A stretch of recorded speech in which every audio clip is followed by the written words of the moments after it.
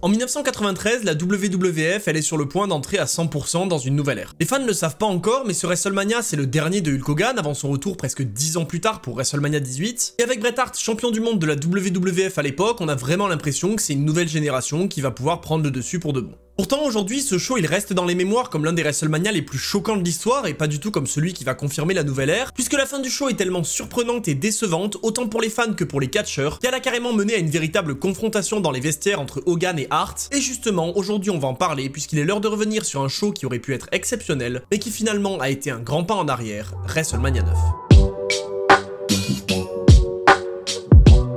Pour la première fois dans l'histoire des WrestleMania, on se retrouve dans un extérieur total, puisqu'on est littéralement sur le parking du Caesars Palace, mais on a aussi pour la première fois la présence de Jim Ross aux commentaires d'un WrestleMania qu'on va finir par retrouver chaque année et qui va marquer les fans. En vrai, je trouve que l'arène du show elle est très cool et le côté gladiateur il est ultra adapté au catch parce que ça arrive très souvent qu'on compare les deux. Et en vrai, l'intro du show avec l'arrivée de Cléopâtre, César et compagnie, je la trouve franchement cool, même si j'avoue que personnellement c'est pas ces deux-là que je connais moi. Mais bon, bref, il est l'heure d'ouvrir le show avec Shawn Michaels qui a enfin sa musique définitive et qui ce soir va défendre son titre intercontinental, ce qui déjà en soi vend du rêve, mais en plus on voit clairement que Michaels est déjà au-dessus de sa place en milieu de carte parce qu'il a déjà un charisme de fou à ce moment-là. En vrai, je trouve ça ultra cool de pouvoir revenir sur tous ces WrestleMania parce qu'on voit l'évolution très rapide de mecs comme Shawn Michaels qui passe à la base d'un catcheur un peu anecdotique en équipe qui certes est très bon mais qui est pas ultra mis en avant, à maintenant un champion intercontinental et on sait qu'à l'avenir ça va littéralement être lui l'icône de la nouvelle génération. On voit aussi à ce moment-là que le titre intercontinental il a évolué parce que ça y est on est passé à la ceinture blanche et pour le coup la présentation de HBK avec cette ceinture elle est formidable et elle est déjà complète à l'époque, puisqu'il arrive avec Luna Vachon et avec en plus sa tenue et ses poses classiques qu'il va garder toute sa carrière, et c'est justement avec cette présentation que d'ici quelques années, il va aller chercher le titre suprême. Ce soir en l'occurrence, il est pas là pour le titre WWF, il est là comme je l'ai dit pour défendre son titre, et il affronte Tatanka qui avait fait ses débuts à WrestleMania l'année dernière et qui personnellement avait pas fait une grande impression à mes yeux. Mais bon, même si j'ai jamais été spécialement fan de Tatanka, ça fait quand même plaisir de le revoir et je pense que contre HBK, ça peut donner quelque chose de très cool. En plus ce soir, il nous raconte une histoire supplémentaire par rapport à juste l'histoire du titre, parce qu'il y a Sherry qui est l'ancienne manager de Michaels et qui va accompagner Tatanka au ring, et du coup on se doute bien que tôt ou tard, ça va finir par avoir une importance dans le match. Justement, puisqu'on en parle, le match au début, il va surtout servir à mettre en avant la force de Tatanka, il a déjà battu Michaels dans un match en solo sans titre en jeu, donc c'est clairement lui qui est mis en avant au début. Pourtant, j'ai quand même trouvé que le match est très lent pour commencer, il y a Michaels qui trouve aucune solution et qui est vraiment dominé par Tatanka, et justement le challenger va avoir l'occasion d'avoir de belles séquences de contre, notamment sur un crossbody qui franchement est très cool, et ça permet aussi de montrer à quel point Michaels est toujours aussi bon pour vendre et pour faire passer son adversaire pour une véritable menace. Parce que justement, pendant la grande majorité du match, Michaels il a vraiment le rôle du champion heel, celui d'un faible qui a absolument aucune chance de gagner sur le papier, mais qui évidemment va de temps en temps profiter de la triche pour reprendre le dessus sur son adversaire.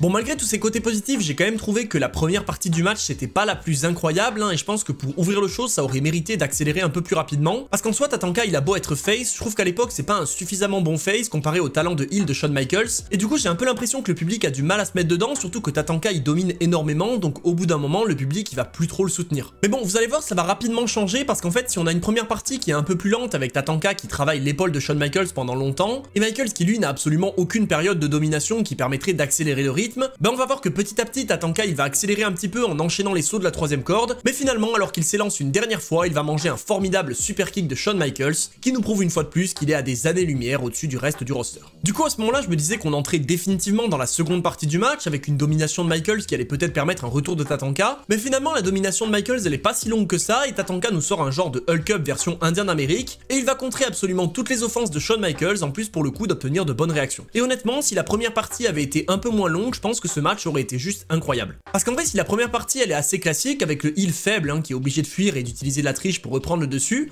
pour le coup à l'inverse cette deuxième partie elle est hyper surprenante parce qu'on a Michaels qui fait preuve d'une résistance folle alors qu'il est censé être heel, on a un crossbody de Shawn Michaels qui est magnifiquement contré en un power slam avec HBK qui se dégage une fois de plus. Franchement cette fin de match elle régale et rien que pour toute cette partie je vous conseille d'aller voir le match. Finalement après ça la fin du match vous allez voir qu'elle arrive très rapidement parce que Michaels va se jeter à l'extérieur mais il va se rater et du coup le décompte à l'extérieur va commencer, mais pour éviter de perdre le match par décompte, qu'est-ce qu'il va faire Shawn Michaels? Il va choper l'arbitre et il va tout simplement l'exploser. Finalement de retour dans le ring il mange un follow-away slam et on a l'impression que Tatanka va remporter le match, mais l'arbitre finit par sonner la cloche pour disqualifier Shawn Michaels et le Heartbreak Kid conserve donc son titre. Bon pour le coup j'ai trouvé que la fin du match elle était pas déconnante, il y a Tatanka qui reste toujours très fort et Shawn Michaels qui garde son rôle à merveille, mais en vrai c'est quand même un peu bizarre parce que l'arbitre il se réveille un peu tôt, du coup il commence à vouloir faire le tomber parce que Tatanka il est en train de couvrir Shawn Michaels, mais alors qu'il s'apprête à taper un, il se rappelle de ce qu'il doit faire, du coup il s'arrête et il déclare la disqualification. Et je trouve que ce finish, même s'il est amené de manière un peu bizarre, c'est quand même un moyen pas déconnant d'avoir Shawn Michaels qui conserve son titre, et en plus de ça, d'avoir Tatanka qui conserve lui sa série d'invincibilité. Du coup, après cet opener qui a quand même proposé du bon catch, on va pouvoir passer à la suite, et il est donc l'heure d'arriver au premier WrestleMania pour les Steiner Brothers. Ce soir, ils affrontent les Head Shrinkers, une équipe de Samoans bien connue de l'époque, qui est composée de Fatu et Samu, et qui sont accompagnés ce soir par Afa. Mais évidemment, c'est pas eux le centre de l'attention, puisque les Steiner Brothers sont absolument ovationnés, et franchement, le côté lutteur, c'est un truc que j'ai toujours apprécié, et que je continue d'apprécier aujourd'hui dans le catch. Dès le début, on a un bel échange entre Scott Steiner et Fatu, qui va montrer la force de Steiner et le côté lutteur, mais aussi le côté bagarreur, parce qu'on a des échanges de droite. Et les Steiner Brothers vont rapidement prendre le dessus pour le plus grand plaisir de la foule, en plaçant une double Steiner Line qui est franchement ultra stylée. Du coup, après ça, pour essayer de relancer ses associés dans le match, Afa, il va les sortir à l'extérieur et il va juste leur éclater le crâne l'un contre l'autre, parce que oui, tous les Samoans ont la tête dure à l'époque.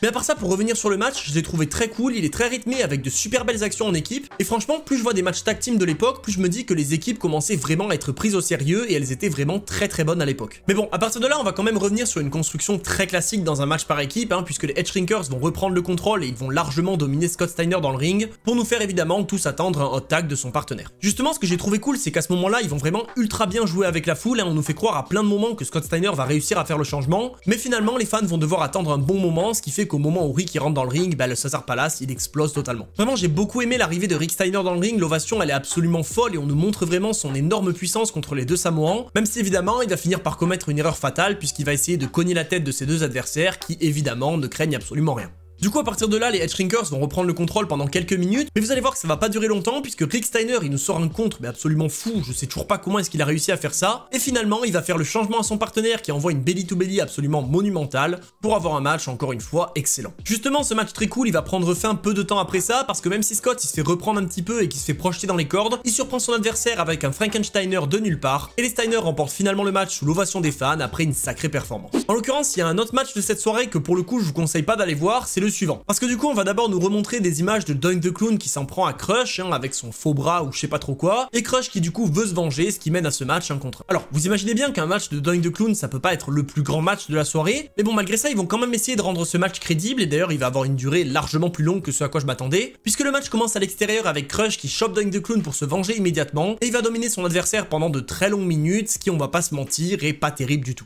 En fait, le truc, c'est que moi, quand j'ai vu ce match, je m'attendais à un match comique, donc je me suis dit, ça va durer quelques minutes, ça va être marrant, ça va être un peu divertissant. Mais en final, même pas, et du coup, le match, il est même pas bon en termes de catch, il est pas divertissant et un petit peu rigolo. Au final, c'est juste un affrontement entre un mec déguisé en clown et un gars qui est pas hyper bon dans le ring, et du coup, c'est pas terrible. Alors, on a quand même droit à de belles actions, notamment un beau pile driver que je suis obligé de souligner, mais à part ça, j'ai vraiment trouvé le match pas très intéressant et je trouve que le problème principal, c'est que Doink, il devrait pas catcher normalement. Surtout que vous allez voir que la fin du match, elle va pas non plus aider à rendre le truc un petit peu intéressant. Parce qu'alors que l'arbitre est KO, Crush, il place un genre de vice grip sur Doink, et à ce moment-là, il y a un deuxième Doink qui arrive avec l'espèce de bras articulé pour frapper Crush, ce qui permet au Doink originel de le couvrir pour remporter le match. Alors, sur le papier, je suis absolument pas contre le fait que Doink the Clown, il gagne en trichant. C'est logique, c'est un heel, il a pas un personnage incroyable, donc c'est pas déconnant. Mais au-delà du fait que le match est trop long, je trouve que la fin, elle est bizarre et elle aussi, elle est assez longue. Parce que du coup, Doink, il gagne le match et les commentateurs essayent de nous vendre que c'est peut-être une illusion qu'on a vue, c'est pas vraiment un deuxième Doink qui est arrivé. Et du coup, il y a un deuxième arbitre qui arrive pour dire attendez, là il y avait deux clowns, du coup on va regarder sous le ring. Et en fait, sous le ring, il y a évidemment personne, du coup ils vont vraiment essayer de faire passer ça pour une illusion. Alors, je sais bien que l'idée c'est de faire passer Doink pour un heel qui triche et qui derrière essaye de te faire croire que c'est juste des trucs de magie, mais franchement, je pense qu'aujourd'hui ça fonctionne pas du tout avec moi et peut-être qu'à l'époque ça fonctionnait mieux. Mais bon allez, on va continuer avec la suite du show et on va justement pouvoir aborder un match qui met également en avant la nouvelle génération, puisqu'il est l'heure de parler de Bob Backlund contre Razor Ramon. À ce moment-là, les deux font leur début à WrestleMania, ce qui est très surprenant parce que Bob Backlund ça fait hyper longtemps qu'il est là et Razor Ramon lui il vient d'arriver, mais en vrai sur le papier c'est un affrontement extrêmement cool puisqu'on voit l'arrivée de la nouvelle génération qui va pouvoir écraser l'ancienne pour se mettre en avant. Mais du coup, comme je l'ai dit, moi je m'attendais à un vrai squash, je me suis dit bon ok c'est bien gentil, il donne à Backlund quelques minutes au début du match, mais au final Razor il va le choper, il va lui placer son finish, 1, 2, 3 et on n'en parle plus. Mais finalement pas du tout, et en vrai ce match il est construit ultra bizarrement. Parce que déjà Backlund il a des offenses, et il en a beaucoup sur un adversaire qui est censé être mis en avant, mais en plus de ça, Razor Ramon il va pas du tout gagner le match de manière hyper dominante en plaçant son finish et limite en couvrant Backlund en mettant juste son pied dessus, puisque Razor Ramon qui fait ses débuts à WrestleMania, il gagne son premier match sur un roll-up. Franchement je comprends que Razor Ramon soit censé être heal et qui a un petit peu le côté vétéran qui est quand même pas mauvais dans le ring, mais je trouve ça extrêmement bizarre de donner une victoire par roll-up à un gars que t'es censé vouloir mettre en avant, et finalement ce match c'est clairement l'un des plus anecdotiques et des moins intéressants de la soirée. Du coup vous le voyez, on passe très rapidement dessus et on peut donc passer à la suite, le match pour les titres par équipe qui oppose IRS et Ted DiBiase à Brutus Beefcake et Hulk Hogan. Bon bien sûr maintenant on arrive à WrestleMania 9, donc vous commencez à connaître la chanson, hein. Hogan il est absolument ovationné, et d'ailleurs c'est assez marrant de le voir comme ça dans un match de milieu de carte alors qu'on a l'habitude de le voir dans le main event. Et franchement d'ailleurs ce serait très dommage que par hasard il se retrouve à quand même être dans le main event alors qu'il a ce match par équipe, ce serait fou. Mais bon vous inquiétez pas, vous allez voir, on va en reparler très bientôt, et en vrai le fait de voir Hulk Hogan en milieu de carte, franchement c'est pas le truc le plus choquant, parce que si vous voyez sa gueule, bah il y a vraiment quelque chose qui va pas. Hogan il arrive à WrestleMania 9 avec la moitié du visage absolument tuméfié, et c'est marrant parce que bah, de cette histoire il y a deux versions qui en ressortent. D'un côté il y a Hogan qui raconte sa version en disant qu'il est juste tombé d'un jet ski et qu'il s'est pris le guidon dans la tête ou le jet ski, enfin bon, globalement il s'est cogné et il s'est fait mal, et d'un autre il y a la version de Jim Cornette qui dit qu'en fait il s'est juste fait casser la gueule par Randy Savage à cause d'une embrouille. Bref, de toute façon quoi qu'il arrive, hein, qu'il ait le visage explosé ou pas, bah il est quand même bien obligé de catcher ce soir, et du coup d'entrée de jeu il débarque dans le ring et il dégage absolument tout le monde sous l'ovation des fans parce que bah quoi qu'il arrive il est quand même toujours extrêmement populaire.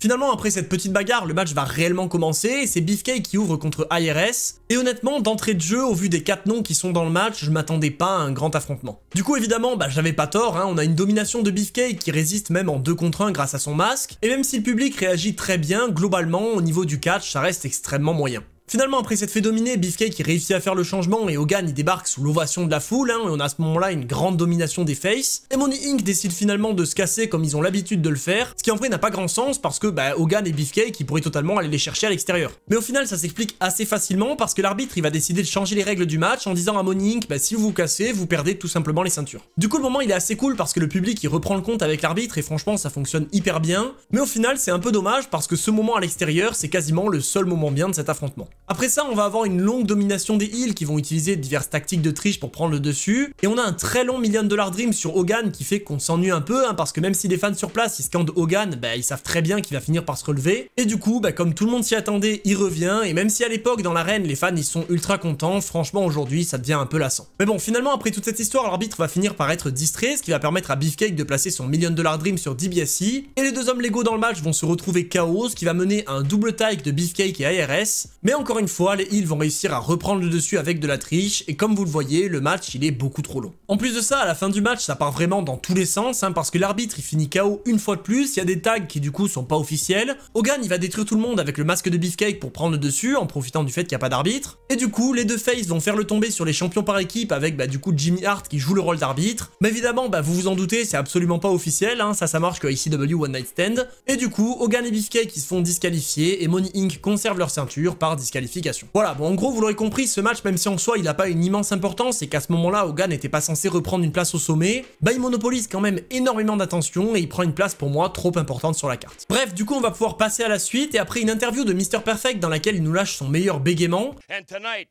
the Lexus The narcissist Lex Luger. I'm gonna go do it right now. I've had it. C'est l'heure de passer au match entre Lex Luger et Mr. Perfect justement. Donc globalement ce match il faut le voir comme la collision entre le narcissique Lex Luger et le parfait Mr. Perfect. Et en vrai les deux hommes sont pas mauvais donc on peut s'attendre à un match plutôt cool, surtout grâce à l'immense talent de Mr. Perfect. Justement Perfect il est ovationné dès son entrée, il propose directement un catch très rapide qui lui permet de prendre le dessus sur son adversaire, qui évidemment en termes de catch pur est largement en dessous de Perfect. Du coup malheureusement le match il est pas aussi bon que ce que j'avais imaginé parce que même si le catch de Perfect il est très cool et qu'il vend toujours bien les prises, les offenses de Luger elles sont moins intéressantes et le match il devient plutôt lent dès que celui-ci prend le dessus. Après c'est quand même dommage parce que Perfect il est tellement à des années-lumière de beaucoup de catcheurs du roster et malgré ça à l'époque il se retrouve quand même dans des matchs assez anecdotiques dans la carte et je pense que le manque d'enjeu a aussi fait que j'ai eu du mal à me mettre dans cet affrontement. Bon du coup je précise quand même pour ceux qui voudraient regarder le show, c'est loin d'être le pire match de la soirée, surtout si on compare au match précédent et à celui qui arrive plus tard, mais je trouve quand même que globalement ça aurait pu être mieux exécuté. Malgré tout ça on va quand même avoir des moments plutôt cool, notamment beaucoup de tombées qui passent très proche de 2 et un arbitre qui est étonnamment très précis pendant tout le match jusqu'à finalement le tombé final. Parce qu'ok l'arbitre il va d'abord voir une triche de Luger puis ensuite il va voir son pied sur la corde pour arrêter le tombé, mais 10 secondes plus tard il arrête de faire attention et alors que Luger est en train de couvrir Perfect, l'arbitre ne voit pas que le tombé devrait être arrêté parce que Perfect a lui aussi les pieds sur les cordes et Luger vole alors la victoire avant de s'attaquer à son adversaire après la cloche finale. Du coup on a une fois de plus un finish assez bizarre et j'ai l'impression qu'il y en a énormément durant cette soirée et même si ça colle avec le personnage de Lex Luger je trouve que c'est quand même un peu décevant. Mais bon par contre, pour quand même parler de positif, je trouve que le segment d'après-match, lui, il est ultra cool. La caméra, elle va suivre Perfect jusque dans les vestiaires, parce que il veut clairement se venger, et du coup c'est très cool parce qu'on a l'occasion de voir un petit peu l'arrière du décor, puisque Perfect, il va réussir à trouver Luger qui est en train de discuter avec Shawn Michaels dans les vestiaires, ce qui malheureusement va lui coûter très cher, puisque le Heartbreak Kid va détruire Perfect pour enfin passer à la suite du show. Justement, malheureusement, puisqu'on en parle, la suite du show, c'est littéralement la pire chose de la soirée. À l'époque, vous le savez, l'Undertaker, il est toujours invaincu à WrestleMania. Bon, en fait, ça fait que 2 fois qu'il apparaît sur la plus grande scène du monde, donc c'est pas non plus ultra impressionnant, mais Gorilla Monsoon, il précise quand même que beaucoup de gens pensent que l'Undertaker ne peut pas être vaincu, mais que s'il y a bien une personne qui en est capable, c'est certainement son adversaire du soir, le Giant Gonzalez.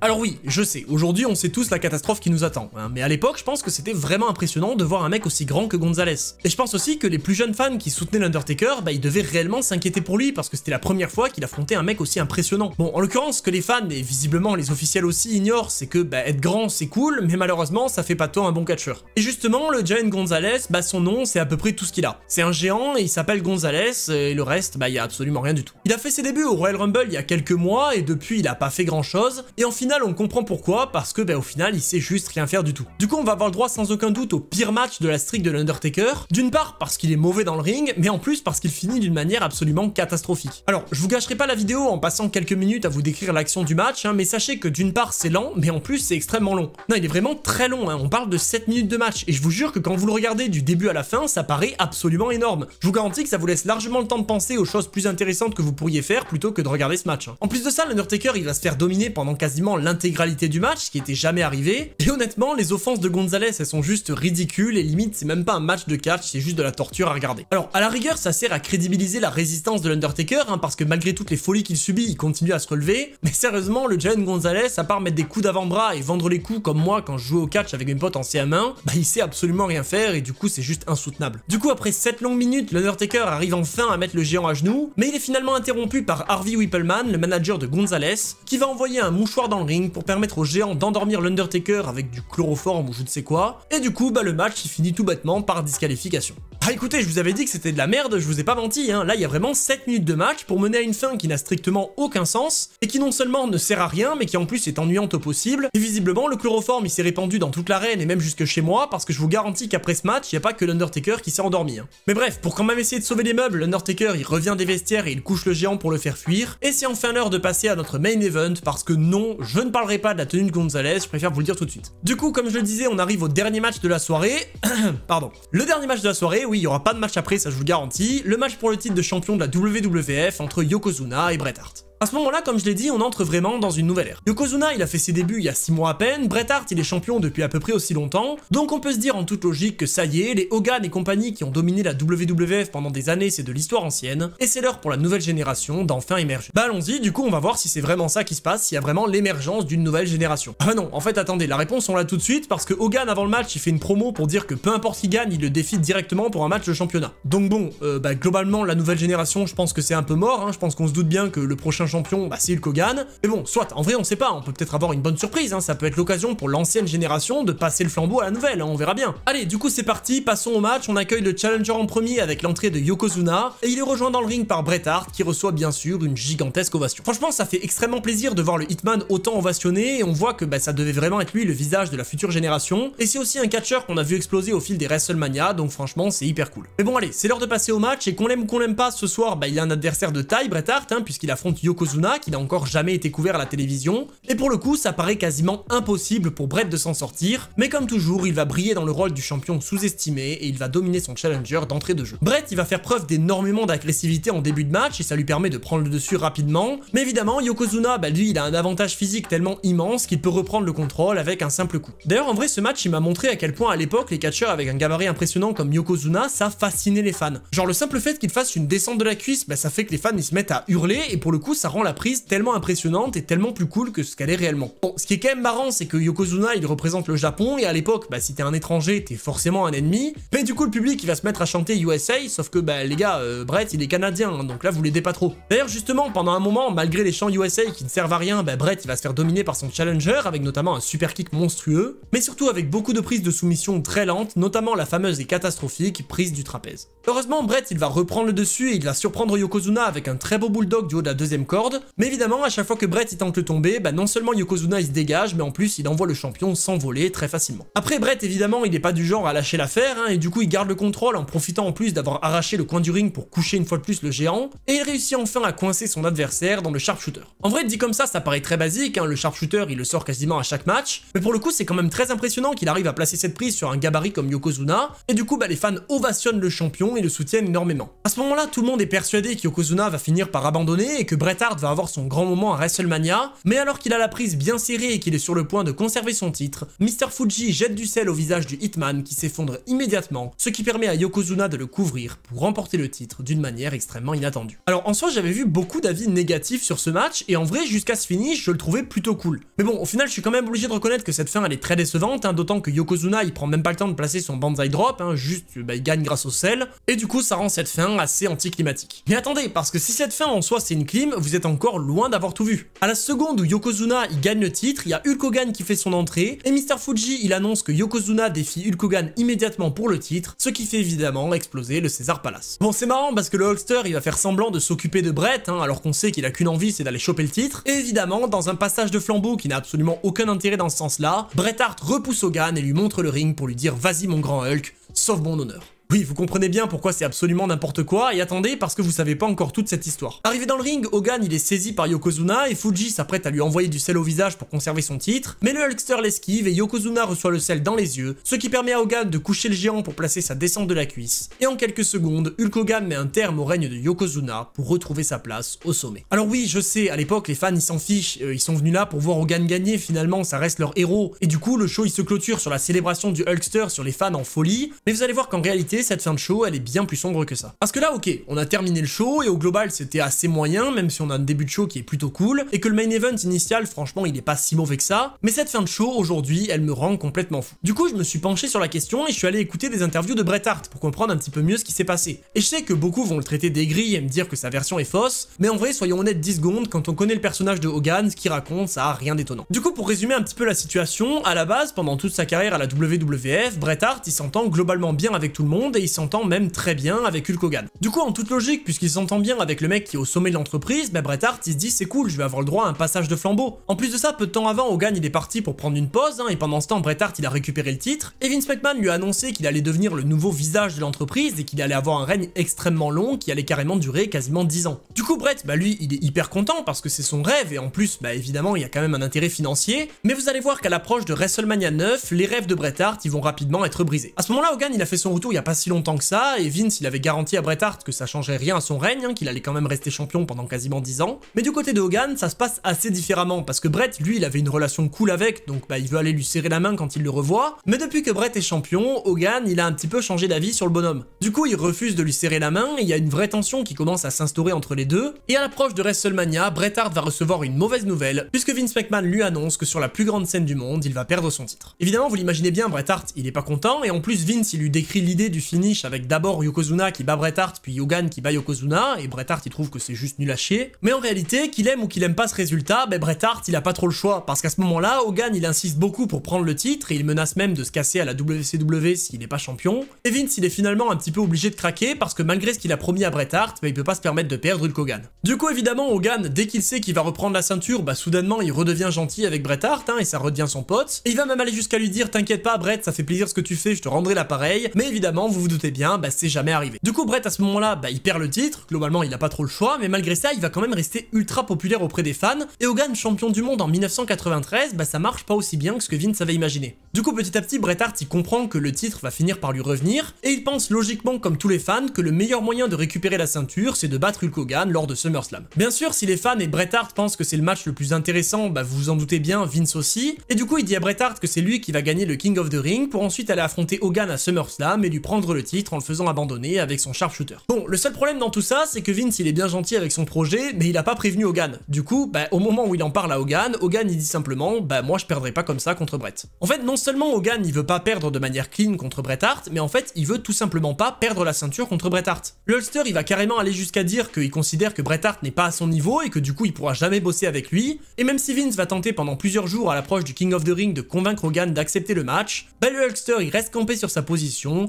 et Bret Bret Hart, il est hors de lui. Du coup, lors du King of the Ring, c'est finalement Yokozuna qui viendra à bout de Hulk Hogan pour récupérer le titre de champion du monde, et quelques mois plus tard, Bret Hart il récupérera la ceinture pour de bon. Mais vous imaginez bien que Bret Hart il comptait pas laisser passer ça comme ça, et du coup il est allé confronter Hogan dans les vestiaires, et cette confrontation qui aurait pu largement finir en bagarre et être l'une des plus grandes histoires du catch, se terminera finalement par un Hulk Hogan qui ne dit absolument rien face aux reproches de Bret Hart. Voilà, je voulais absolument conclure cette vidéo sur cette petite anecdote parce que c'est quand même très important pour comprendre un petit peu le contexte de cette fin de show, et ça permet aussi de montrer que quand on voit Bret Hart qui dit à Hulk Hogan vas-y venge-moi et bye Yokozuna, bah c'est que des conneries et Bret Hart il a absolument aucune envie de voir Hogan champion du monde. Du coup c'est comme ça que se conclut WrestleMania 9, le dernier de Hulk Hogan avant un bon moment et également le dernier dans lequel il récupère un titre de champion du monde. Et du coup même si on sentait que ça arrivait avec les années précédentes, on se doute bien que WrestleMania 10 ce sera enfin le vrai WrestleMania pour la nouvelle génération. J'espère que cette vidéo vous aura plu, si c'est le cas n'hésitez surtout pas à me le dire dans les commentaires et surtout à me rejoindre sur ma chaîne Twitch et ma chaîne secondaire, je suis très actif là-bas. Et je compte également sur vous pour profiter de mon lien affilié Oli en description avec mes 2 codes de réduction qui peuvent vous régaler. Et sur ce c'était Monsieur Hawkin et on se retrouve très vite pour d'autres histoires.